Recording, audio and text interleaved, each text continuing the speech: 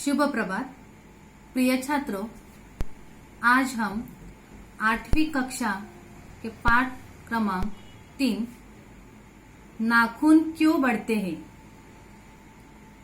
जिसके रचनाकार हैं आचार्य हजारी प्रसाद द्विवेदी। पाठ को समझने से पहले हम लोग आचार्य हजारी प्रसाद द्विवेदी के बारे में थोड़ी जानकारी लेंगे। उनका जो परिचय है, हजारी प्रसाद द्विवेदी का जन्म 1907 जो कि बलिया उत्तर प्रदेश में हुआ था। मृत्यु 1979। उनका परिचय, द्विवेदी जी हिंदी साहित्य के मौलिक निबंधकार, उत्कृष्ट समालोचक एवं सांस्कृतिक विचारधारा के प्रमुख उपन्यासकार हैं। उपन्यासकार यानी कादंबरीकार।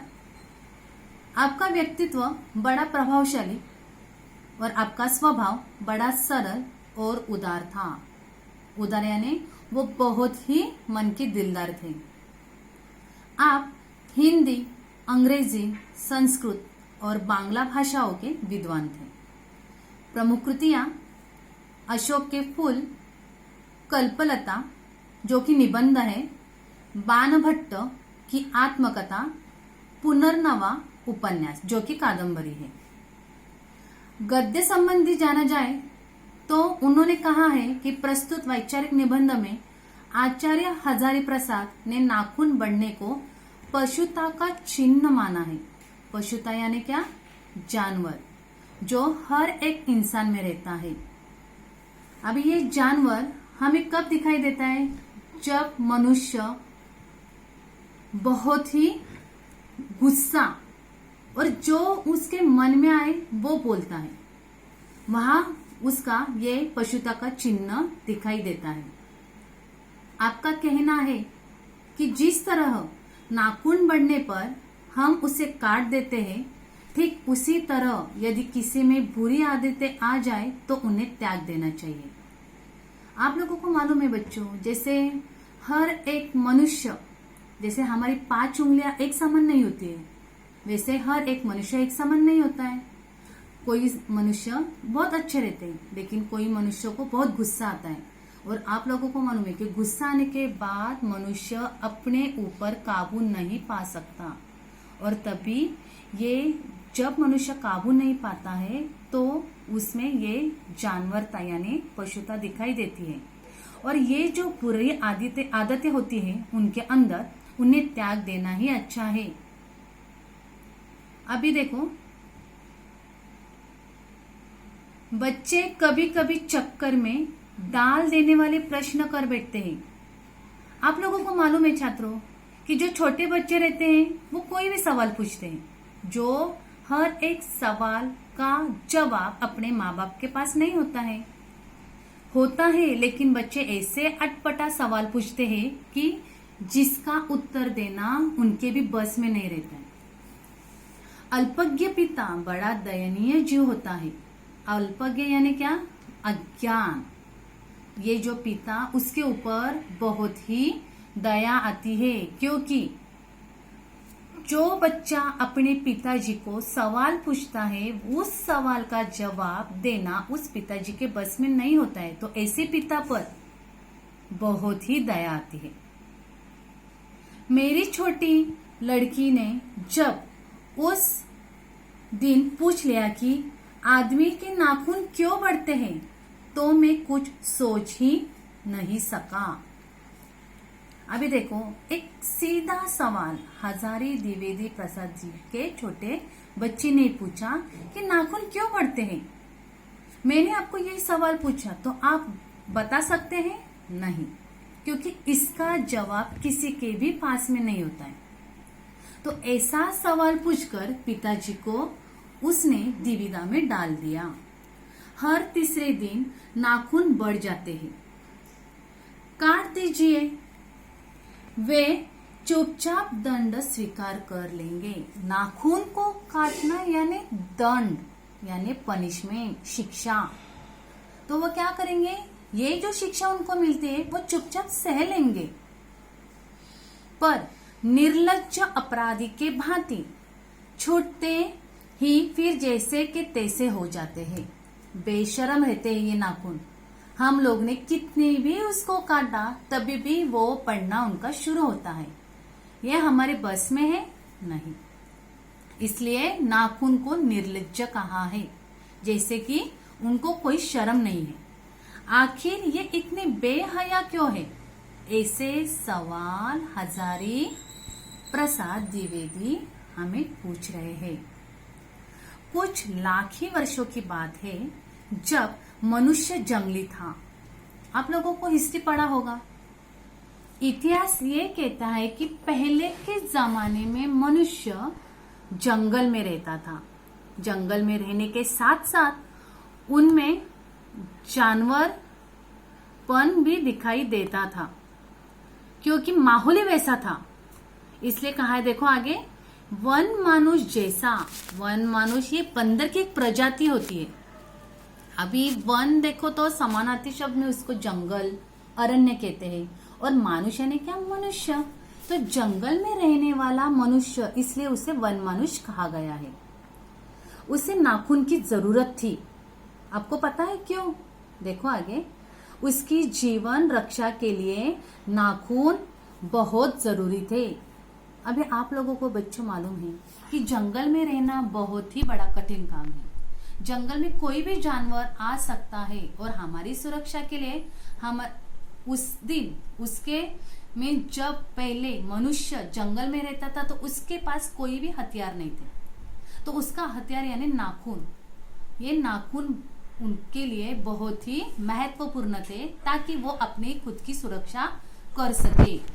असल में वही उसके अस्त्र थे। अस्त्र यानी क्या? वेपन। दांत भी थे, पर नाखून के बाद ही उनका स्थान था। अभी देखो बच्चों, आपको कोई मीन्स आपके ऊपर कोई भी हल्ला बोल देता है, तब आप लोग क्या डायरेक्ट दांत से काटने के लिए जाते हैं क्या? नहीं। तो फिर पहले आपके हाथ में कोई भी शस्त्र होगा, उस शस्त्र का आप इस्तेमाल करेंगे। तो वैसे ही ये शस्त्र यानी नाखून, नाखून ये उनका पहला शस्त्र है, और दांत है उनका दूसरा शस्त्र है। धीरे धीरे अपने अंग से बाहर की वस्तुओं का सहारा लेने लगा। अभी ये जो दांत और नाखून है, ये हमारे अंग के बाजू है, लेकिन इसको छोड़ के भी उन्हें और भी शस्त्र का पता चलने लगा, और उस शस्त्र का वो क्या करने लगे? इस्तेमाल करने लगे। उसने हड्डियों के भी हथियार बनाए। हड्डियां यानी क्या? बोन्स। जो हड्डियां रहती है उनमें से भी वो हथियार बना लेते हैं, और उस हथियार का वो इस्तेमाल अपने खुद की सुरक्षा के लिए करते थे। इतिहास आगे बढ़ा।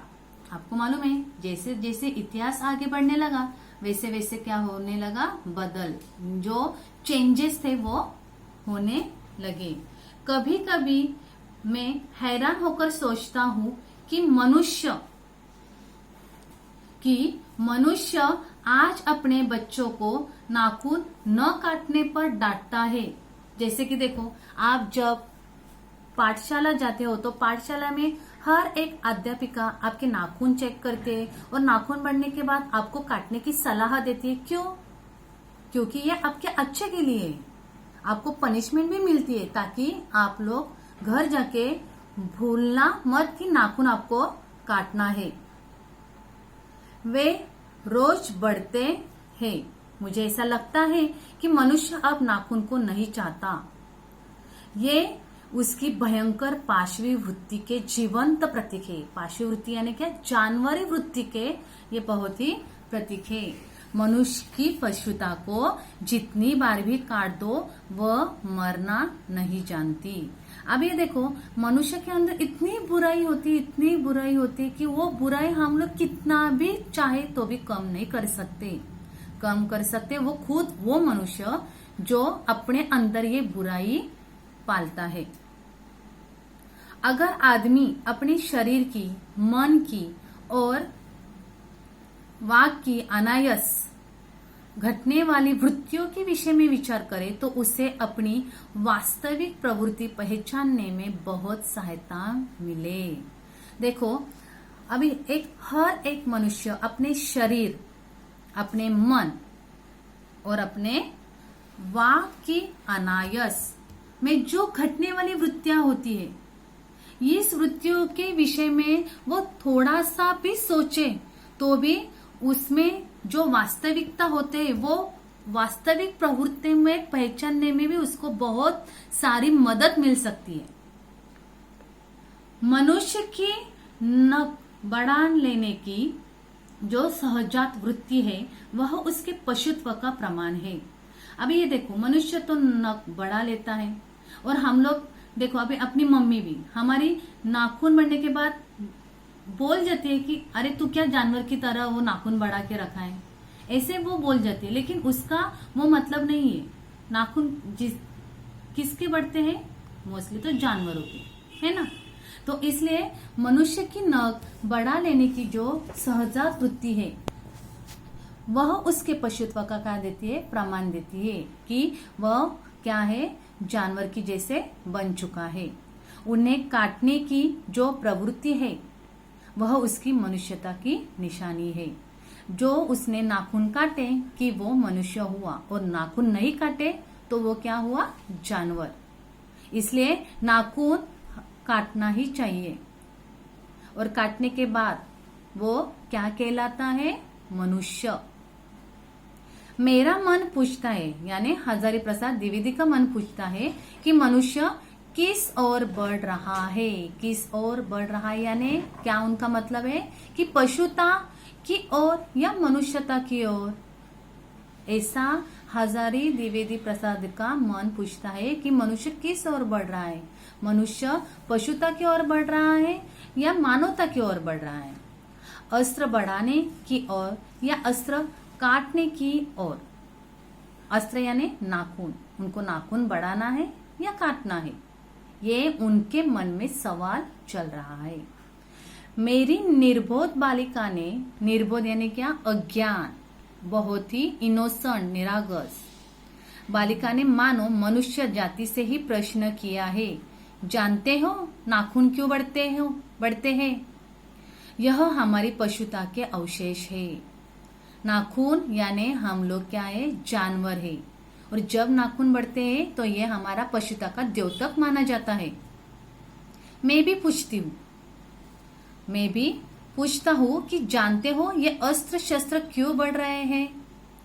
अभी अस्त्र और शस्त्र जहां नाखून को कहा गया है, ये हमारी पशुता की निशानी है। स्वराज होने के बाद स्वभावता ही हमारे नेता और विचारशील नागरिक सोचने लगे हैं कि इस देश को सच्चा अर्थ में सुखी कैसे बनाया जाए। देखो बच्चों, बहुत ही अच्छा सवाल और अच्छा उसके ऊपर जवाब आचार्य हजारी प्रसाद द्विवेदी ने पूछा है और दिया भी है। हमारी परंपरा महिमामयी और संस्कार उज्जवल है, क्योंकि अपने आप द्वारा लगाया हुआ बंधन हमारी संस्कृति की बहुत बड़ी विशेषता है। देखो, हम जिस भारत में रहते हैं उस भारत की जो परंपरा है वो कैसे है? महिमामयी है, और संस्कार भी कैसे है? उज्जवल है। उज्जवल यानी ब्राइट। ये जो संस्कार है ये ब्राइट होने के कारण ही हम जो बर्ताव करते हैं दूसरों के साथ, उसका ये क्या देते हैं?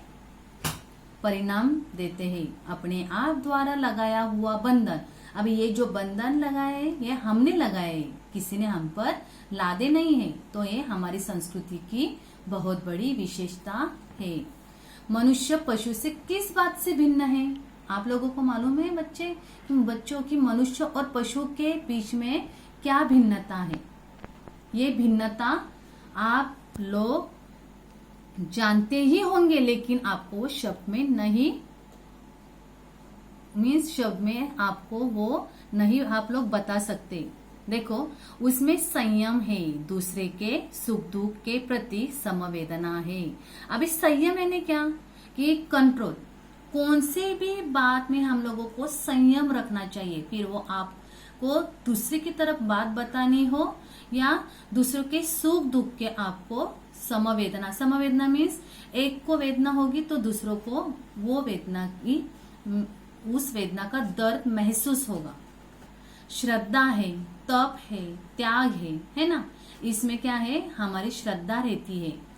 ये श्रद्धा जो हम लोग हमारे संस्कार की वजह से हम लोग अपने अंदर रखते हैं, तप भी है और त्याग भी है। इसलिए मनुष्य झगड़े टंटे को अपना आदर्श नहीं मानते। आप लोग मानते हो आदर्श? झगड़ा और टंटा, टंटा यानी क्या, झगड़ा ही, झगड़ा का समानार्थी शब्द टंटा है। तो आप लोग मानते हो कि झगड़ा और टंटा अपना आदर्श? नहीं। जब लोग आप झगड़ा करते हो ना, तब आप लोगों को आदर्श नहीं माना जाता। आप लोगों को मीन्स आप लोगों को यही पढ़ाया जाता है कि झगड़ा करो, ये आपका आदर्श है। नहीं, इसलिए ये अपना आदर्श नहीं है। गुस्से में आकर चढ़ दौड़ाने वाली अविवेकी को पूरा समझता है। अविवेकी मीन्स जिसमें भी विवेक नहीं है, जिसमें भी अच्छी समझ नहीं है।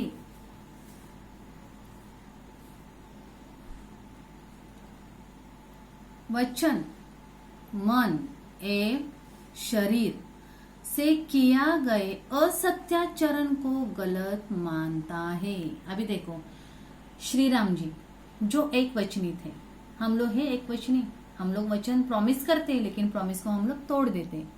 क्यों बच्चों, हम लोग ऐसा क्यों करते हैं, है ना? ये बहुत बुरी बात है। मन एवं शरीर के लिए गए असत्याचरण को गलत मानता है। अभी असत्याचरण, असत्य यानी झूठ, झूठ को गलत माना गया है। तो कभी भी अपने जीवन में झूठ नहीं बोलना चाहिए। ऐसे कोई दिन आ सकता है जब मनुष्य के नाखून का बढ़ना बंद हो जाएगा। क्या आपको ऐसे लगता है कि ये नाखून अपने आप बंद हो जाएंगे बढ़ने के? नहीं बच्चों, ये नाखून बढ़ते ही रहते हैं। प्राणी जीवियों का ऐसा अनुमान है, प्राणी शास्त्रियों का ऐसा अनुमान है कि मनुष्य का अनावश्यक अंग उसी प्रकार झड़ जाएगा जिस प्रकार उसकी पूंछ झड़ गई है। आपको याद होगा जब आपने इतिहास पढ़ा होगा, तभी पहले के जो मानव जो जंगल में रहते थे, पहले वो कैसे थे, बंदर, बंदर की तरह हर एक मानव को पूंछ थी।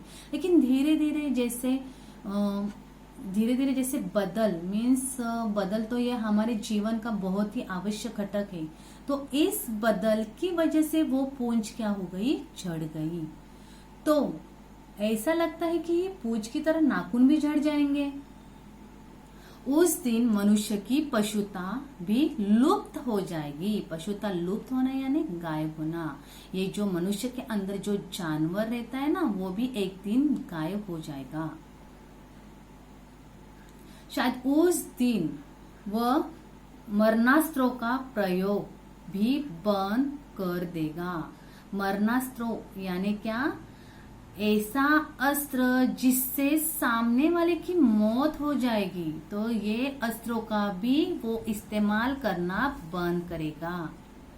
नाखून का बढ़ना मनुष्य के भीतर की पशुता की निशानी है और उसे नहीं बढ़ना देना मनुष्य की अपनी इच्छा है, अपना आदर्श है। देखो बच्चों, कभी भी नाखून मत बढ़ाओ। इस पाठ से आपको यही सीख लेनी है कि नाखून बहुत ही हमारे अस्त्रों की जैसे रहते हैं और इसको बढ़ना या काट देना ये अपने ऊपर निर्भर करता है ना।